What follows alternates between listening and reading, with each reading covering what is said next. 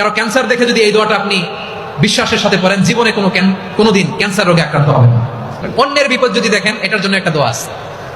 অনেক সময় আমরা দেখি হাসপাতালে ক্যান্সারের 3rd স্টেজে চলে গেছে, লোকটা হ্যাংলা হয়ে চিকন হয়ে হায়রে কি কষ্ট পায়, দেখি না? বিষ্ণু বলে একটা দোয়া যদি কেউ অন্যের কোনো বিপদ দেখে পড়ে, ওই বিপদ তার জীবনে কখনো আসবে না। শুনবেন? শোনার আগ্রহ আছে? অনেক সময় হয় যে আমরা মহাসড়ক দিয়ে যখন চড়ি, দুর্ঘটনায়, আইরে আল্লাহ, দুর্ঘটনায় মানুষের মাথা একদিকে, দেহ আরেকদিকে, ব্লিডিং, এরকম হয় না? আল্লাহ তুমি হেফাজত করো।